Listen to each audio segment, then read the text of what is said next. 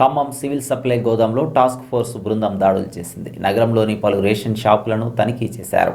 డీలర్లకు తెలియకుండా బియ్యం ఎందుకు తరలిస్తున్నారని ఆగ్రహం వ్యక్తం చేశారు. ఒకరిపై షాపులు ఉండగా మరొకరు షాపులను నడుపుతున్నట్లు గుర్తించారు. వారిపై చర్యలు ఉంటాయని పేర్కొన్నారు. ఇంకొక షాపులో 20 క్వింటాలు 40 బస్తాలు వేరే చోట దాన్ని కనపడలేదు. వేరే చోట గట్టిగా ప్రశ్నించిన పిదపు అతను వేరే చోట రికవరీ చేయటం జరిగింది.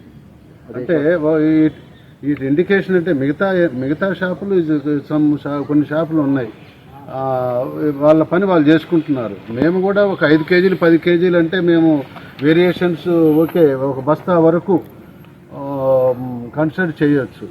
కానీ ఇట్లా కింటాలు అయితే ఎక్కడ రాకూడదు. ఇదే షాప్ సార్.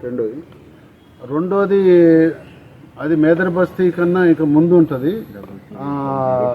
22810202 22810222 అది లాంగ్ బ్యాక్ ఎప్పుడో రవికుమార్ అనేటువంటి ఆయన పేరు మీద ఉంది. ఆ పేరు మీద ఉంటే దాన్ని ఆయన ఎప్పుడు లాంగ్ బ్యాక్ సస్పెండ్ అయ్యిండు. అయిపోయిన తర్వాత పద్మ అని ఒక ఆవిడకి ఇచ్చారు. ఆమె పద్మ ఎవరంటే 22810110 110 షాపుకి ఆమె డీలర్. ఆమె కూడా పక్కా డీలర్ కాదు, ఆమె కూడా ఏంది షిరిడి సాయి డోక్రా గ్రూపులో ఒక మెంబరు. ఆ మెంబర్కి ఆమెకు అప్పుడు ఇచ్చినప్పుడు తాత్కాలికంగా 1 ఇయర్ కొరకు ఇచ్చారు.